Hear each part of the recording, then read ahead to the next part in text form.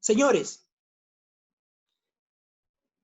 ¿se debe discutir una imputación en prisión preventiva? Sí. No simplemente se podrá o no se podrá. Sí, señores. Sí se puede discutir imputación en una audiencia de prisión preventiva.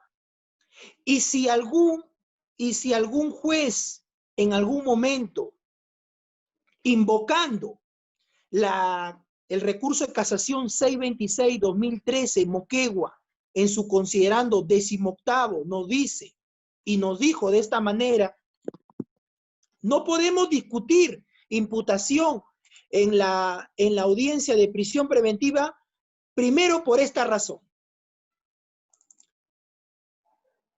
Vamos a citar de manera expresa lo que nos dice este recurso de casación Moquegua para poder entenderlo en las palabras, cómo lo desarrolla. ¿Por qué no se debe discutir? Porque eso es lo que nos dice. A ver, la sala permanente en la casación 626-2013 Moquegua, el que es muchas veces recurrida por los jueces de investigación preparatoria cuando van a discutir los presupuestos de la prisión preventiva, sobre los arraigos, sobre las exigencias de estos presupuestos. En su 18º considerando dice lo siguiente: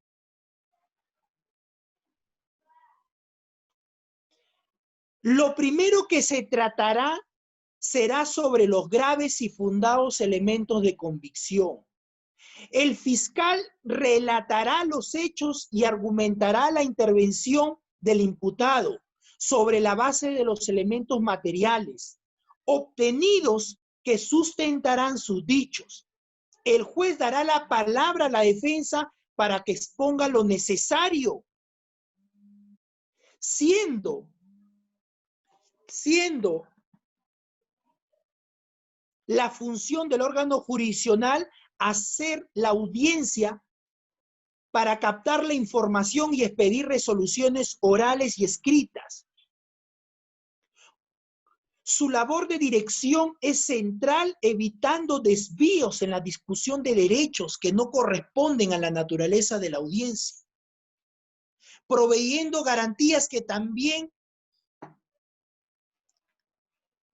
pero también eficiencia, como aceptar que se discuta exclusión de prueba prohibida, vulneración de imputación necesaria, que se protege a través de las tutelas de derecho. En resumen, esta casación nos dice lo siguiente: que en una audiencia de prisión preventiva no se puede aceptar que se discuta la vulneración a una imputación necesaria. Con esta casación, nosotros los abogados estamos, como se dice, enterrados.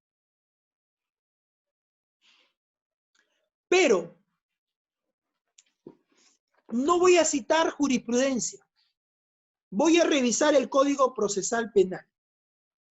Y tomen nota de esto, lo voy a hacer llegar luego con su diapositiva. El artículo, para ser preciso, el artículo 266, inciso 3, nuevamente, artículo 266, inciso 3, nos dice lo siguiente: instalada la audiencia y escuchado a los sujetos procesales, el juez debe pronunciarse mediante resolución motivada sobre la legalidad de la detención del imputado. Ojo, legalidad de detención del imputado, conforme al artículo 259.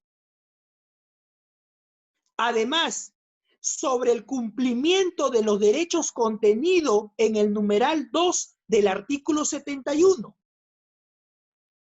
Sobre el cumplimiento de los derechos contenidos en el numeral 2 del artículo 71. Es decir, el artículo 256, inciso 3, nos dice que el juez de investigación preparatoria tiene que ejercer un control de legalidad sobre la detención y sobre lo que versa el artículo 71, inciso 2, derechos del imputado. Pero ahorita, en este momento, muchos académicos dirán, doctor, pero usted está citando el artículo 276, que habla sobre detención judicial en caso de flagrancia. Es decir, ampliar el plazo de la detención, porque sobre eso habla este artículo. El artículo 266 habla sobre la ampliación de la detención judicial en caso de flagrancia. Entonces, si este artículo habla sobre detención en caso de ampliación en caso de flagrancia, ¿cómo usted pretende hacer una interpretación que no corresponde a la naturaleza de una formalización de investigación preparatoria con requerimiento de prisión preventiva? Yo les invito a analizar el artículo 7 del título preliminar. El artículo 7 del título preliminar es muy categórico al referirnos sobre la analogía de interpretación de esta norma.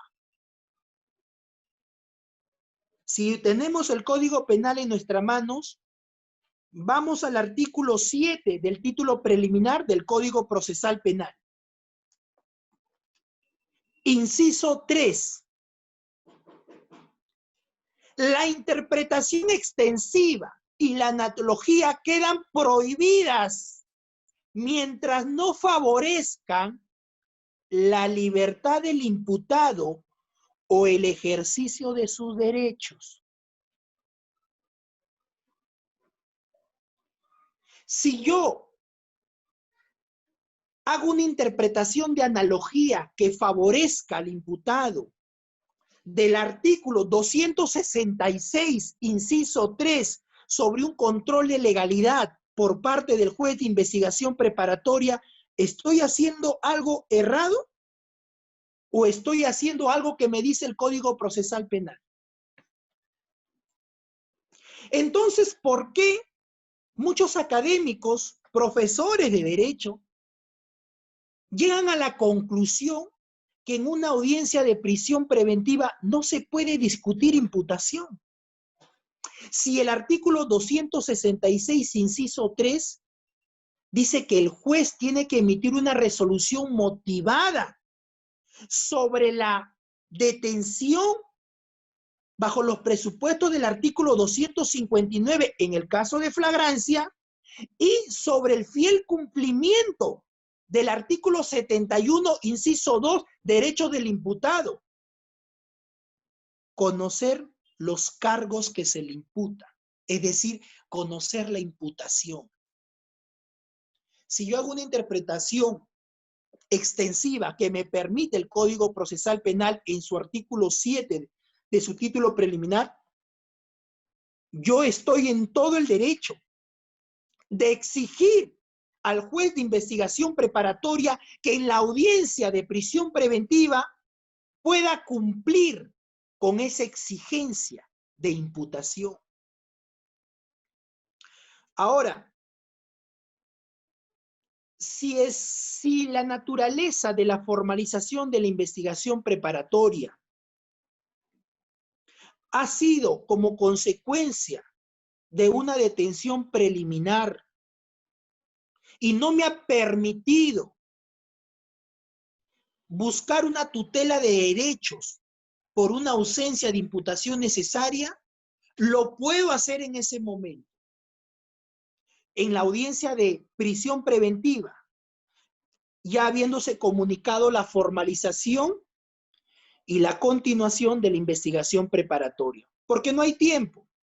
Distinto sería, y que quede claro, distinto sería si las diligencias preliminares han tenido, en caso de organizaciones criminales, 36 meses, Luego, para formalizarme la investigación, me lo hicieron después de los 36 meses y luego de formalizada, a los 60 días, me notifican sobre la audiencia de prisión preventiva.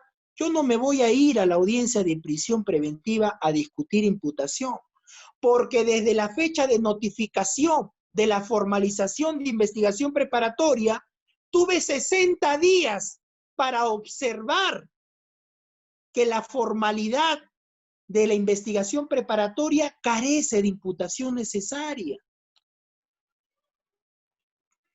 En ese caso sí estaríamos desnaturalizando o haciendo una interpretación que no se ajusta a las exigencias del Código Procesal Penal. Porque tuve 60 días desde que me comunicaron la formalización de investigación preparatoria hasta la audiencia de prisión preventiva, en donde pude solicitar una tutela de derecho por imputación necesaria. Pude haberlo realizado. Ahora, si no lo hice, eso ya escapa por parte del juez de investigación, preparatoria, de no haber sido diligente, por parte del juez de investigación preparatoria, de decírtelo en ese momento que no fuiste diligente en el momento que debió haberse realizado. Ahora bien, ha quedado claro que sí podemos hacer una exigencia de imputación necesaria en una audiencia de prisión preventiva bajo las exigencias del bajo las exigencias del artículo citado en el Código Procesal Penal, siempre y cuando no nos haya el tiempo, no nos haya permitido realizarlo en un momento distinto a una forma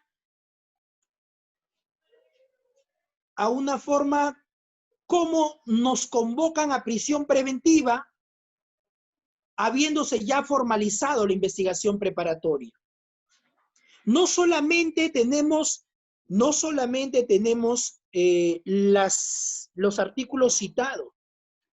Si nosotros revisamos el recurso de casación 724-2015, Piura, sobre una calificación de casación, para ser preciso, del 15 de abril del 2016, esta Sala Suprema, en su cuarto considerando, analiza y reflexiona que sí se puede hacer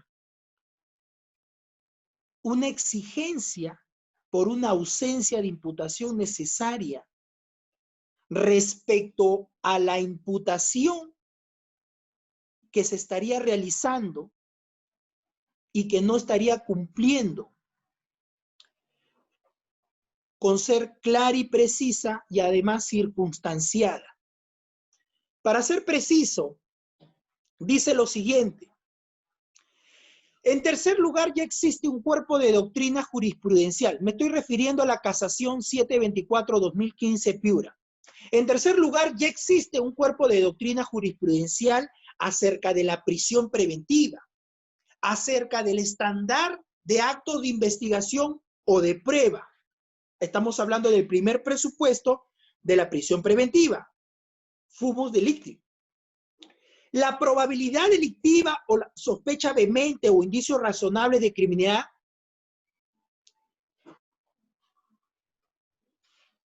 a la imputación necesaria. Su análisis se corresponde con el principio de intervención iniciaria y, por tanto, por el fumus delicti, es evidente que si los cargos no son concretos, no define desde las exigencias de imputación objetiva y subjetiva todo lo penalmente relevante, no pasará este primer presupuesto material. Es decir, si vamos a discutir el primer presupuesto de las exigencias de una sospecha grave para cumplir con este presupuesto, no va a poder pasar para seguir analizando el segundo presupuesto. Y en el primer presupuesto analizamos una imputación necesaria, es decir, que la Fiscalía en ese requerimiento nos precise de manera clara qué hecho se le estaría atribuyendo a este ciudadano y que tiene la condición de sospecha grave. Y si no cumple con esa exigencia, no vamos a poder pasar al segundo presupuesto. En resumen, este recurso de casación 724-2015 Piura sí permite que un juez de investigación preparatoria en una audiencia de prisión preventiva pueda hacer un análisis de las exigencias de imputación para poder cumplir con el primer presupuesto de la prisión preventiva. Ahí tienen este recurso de casación, ahí tienen los artículos citados en el Código Procesal Penal, ahí tienen ustedes también la doctrina reconocida en el Perú, invocada, es más, citada por muchos jueces supremos, sobre la necesidad de contar con una imputación necesaria.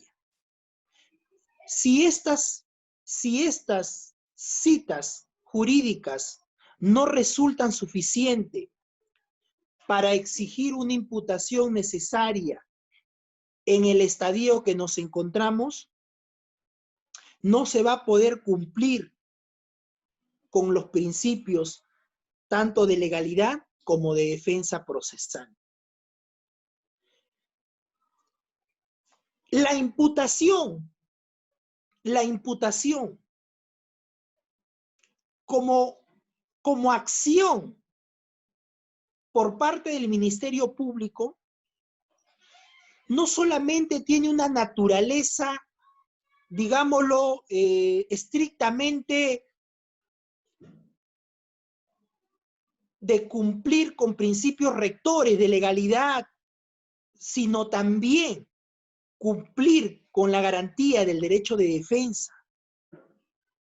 Ahora bien,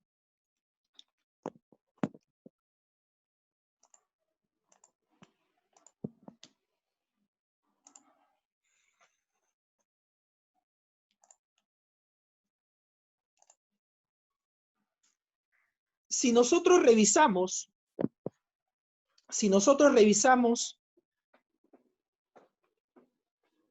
diferentes doctrinas de reconocidos juristas que han analizado la imputación necesarias, vamos a hacer una interpretación posiblemente distinta. Para algunos, la imputación necesaria tiene una estructura o unos requisitos, digámoslos, metodológicos para poder determinar si estamos o no estamos ante una suficiente imputación. Estamos hablando de requisitos, por ejemplo, que invocan el profesor Castillo Alba y el profesor Reátegui sobre requisitos de observancia del principio de imputación necesaria. Estos requisitos, según su estructura, son requisitos fácticos, son requisitos lingüísticos y requisitos normativos. Cuando hablamos de requisitos fácticos, estamos hablando de los hechos. Es decir, que la autoridad que nos atribuye dicho comportamiento pueda cumplir con precisarnos un relato circunstanciado y preciso sobre los hechos que tendrían relevancia penal y que estarían siendo atribuibles a mi persona, atribuidos a la persona que está siendo sujeto de imputación. Lo fáctico se entiende como los hechos. Los requisitos lingüísticos se refiere a que el lenguaje sea claro, sencillo y que tenga una naturaleza de entendimiento según la persona que está siendo sujeto de imputación. Podemos estar frente a un sujeto de imputación que tiene un nivel de comprensión, un nivel de estatus social alto. Podemos estar en un sujeto de imputación que tiene un nivel de conocimiento, digámoslo así, secundaria completa, es decir, un estatus social mediano. Podemos estar frente a un sujeto de imputación analfabeta o que quizás no comprende el lenguaje que nosotros manejamos, sino su idioma puede ser lo que nosotros también tenemos en nuestro Perú, como son el quechua y el aymara. Entonces, cuando hablamos de requisitos lingüísticos, estamos hablando que la autoridad que nos está haciendo una imputación nos pueda brindar esa información con un lenguaje comprensible en nuestro idioma, cómo nosotros lo podamos entender. Ahora bien, cuando hablamos de un requisito normativo, estamos hablando de requisitos jurídicos. Propiamente estamos hablando de que en el desarrollo de la tipificación podemos estar frente a sujetos común y podemos estar frente a sujetos que tienen una obligación del deber. Recuerden ustedes que acá encontramos delitos que empiezan con el término el que cualquier ciudadano de pie puede ser que cometa ese delito. Pero cuando hablamos de delito de infracción del deber, es decir, de delitos especiales, estaríamos hablando de un funcionario o de una determinada persona que ostentando dicho cargo, dicha condición, tendría que cumplir las exigencias de estos requisitos normativos. No solamente eso, también las exigencias se fijan en una modalidad típica que pueda de manera concreta atribuir los hechos bajo los presupuestos fácticos del tipo que se estaría imputando a la persona que está siendo sujeto por parte de un comportamiento que tiene características del delito, ya sea especial o un delito común. Pues bien, esta doctrina lo vamos a poder encontrar en las diapositivas, pero quiero ser más práctico. Quiero entrar a la parte, a la praxis.